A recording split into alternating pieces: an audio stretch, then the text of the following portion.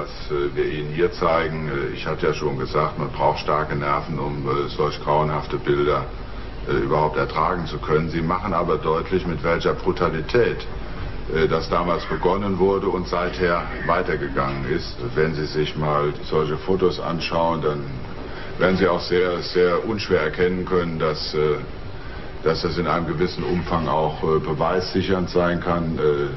Die Uniformen, die Sie da sehen, sind Uniformen der serbischen Spezialpolizei. Das macht auch deutlich, dass Armeekräfte, Spezialpolizei, später dann auch im Fortgang nicht nur diese, sondern auch regelrechte Banden freigelassene Strafgefangene und andere an solchen Mordtaten beteiligt sind. Es sind erschütternde Bilder. Und ich muss mir große Mühe geben, das in einer Tonlage zu schildern, die nicht gewissermaßen zur Explosion führt. Deshalb führen wir Krieg, titelte auch die Presse und veröffentlichte die Bilder Scharpings. Doch seine eigenen Experten wussten es schon damals besser. Dies war kein Massaker an Zivilisten. Aus dem geheimen Lagebericht. Verschlusssache. Nur für den Dienstgebrauch. Am 29. Januar 1999 wurden in Rugovo bei einem Gefecht 24 Kosovo-Albaner und ein serbischer Polizist getötet. Also ein Gefecht? Kein Massaker an Zivilisten, wie der Verteidigungsminister behauptet? Diese Fernsehbilder, aufgenommen von einem westlichen Kamerateam unmittelbar nach den Ereignissen in Rugovo, liefern Hinweise, wie es tatsächlich war. Gewehre neben toten Albanern, die angeblich Zivilisten waren. Die Toten tragen Militärstiefel. Sie haben Mitgliedsausweise der UÇK und tragen deren Rangabzeichen. Doch wurden diese Bilder vielleicht arrangiert von den Serben und vor dem Eintreffen der westlichen Kamerateams? Bei dem Beispiel Rugovo, auf welche Quellen haben Sie sich dabei berufen? Auf OSZE-Beobachter, die als erstes am Ort waren. Waren diese Schilderungen, die damals gemacht worden sind, zu den Vorgängen in Rugovo, aus Ihrer Sicht heute korrekt und sind nach wie vor so gültig? Ja, die sind völlig korrekt. Der erste OSZE-Beobachter vor Ort war dieser Mann, ganz links im Bild. Es ist der deutsche Polizeibeamte Henning Hensch. In jedem Fall ist richtig, dass der Verteidigungsminister noch am Tage der ersten Veröffentlichung, die ich selber auch gesehen habe in der Deutschen Welle, von mir darüber in Kenntnis gesetzt worden ist, dass die Darstellung, die da abgelaufen ist, so nicht gewesen ist. Sein offizieller Ermittlungsbericht zu Rugovo. Das Ergebnis? Kein Massaker an Zivilisten. Am Tatort fanden wir einen roten Van, zerschossen, offenen Scheiben und insgesamt 14 Leichen in diesem Fahrzeug und 3 Leichen lagen außerhalb des Fahrzeuges. In der Garage genannten Stallung auf der Rückseite der Farmyard befanden sich 5 UÇK-Fighter in den typischen Uniformen, den dunkelblauen, dunkelgrün oder grün eingefärbten Uniformen, die dort in 10 cm hohem Wasser lagen. Und dann ging es noch etwa 300 Meter weiter zu einem zweiten Tatort, in dem wir wiederum 4 Leichen fanden. Und darüber hinaus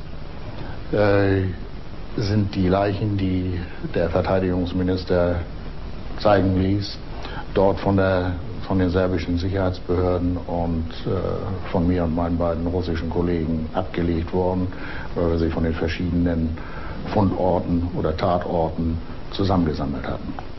So also entstanden diese Bilder einer angeblichen Exekution, die Minister Scharping präsentierte. Bilder, die mit den tatsächlichen Ereignissen nichts zu tun hatten. Es war auch ganz klar, dass das kein Massaker an der Zivilbevölkerung war, denn nach den OSZE-Berichten haben Kommandeure der UÇK ja selbst gesagt, es seien Kämpfer für die große Sache der Albaner dort gestorben. Also zu einem Massaker hat es eigentlich der deutsche Verteidigungsminister dann interpretiert.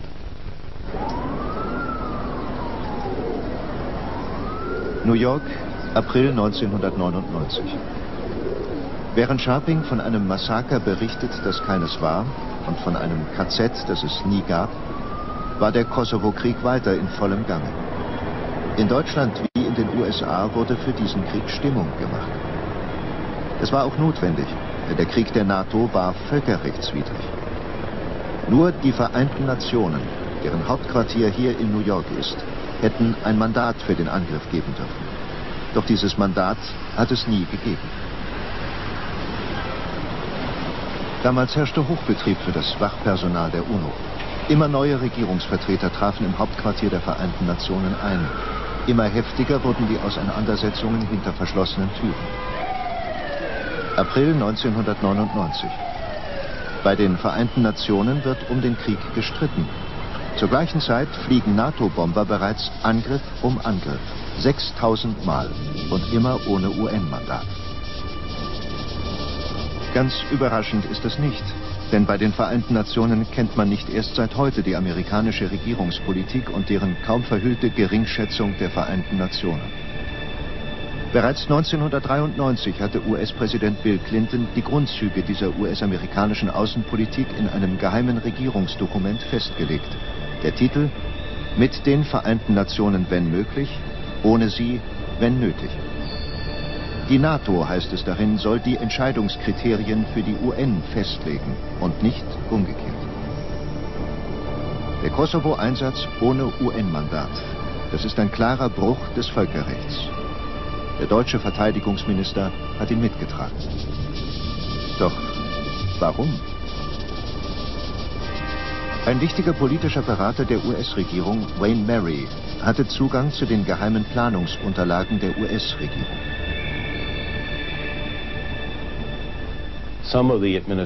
Manche Regierungsleute aus dem Außenministerium reden davon, dass Kosovo nur der Auftakt ist für zukünftige Kriege der NATO, die noch viel entfernter sein werden. Für Washington ging es nicht um die Demonstration der amerikanischen Führungsrolle in der NATO. Die wurde nie bestritten.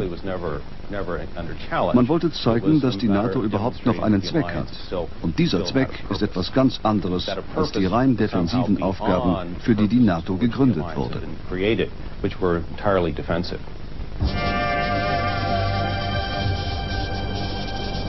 In diesen Räumen tagt der NATO-Rat.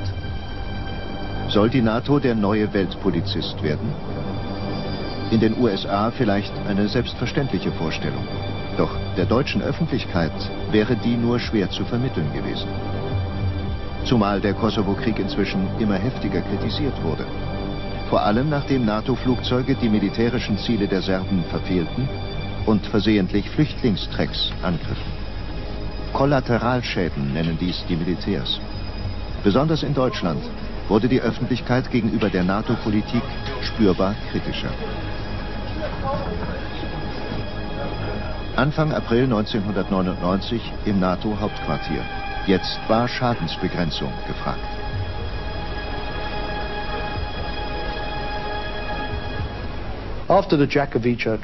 Nach dem Angriff auf den Flüchtlingskonvoi bei Đakovica, dem ersten Unfall des Krieges, fiel die öffentliche Zustimmung in vielen Ländern, auch in Deutschland, um 20 bis 25 Punkte.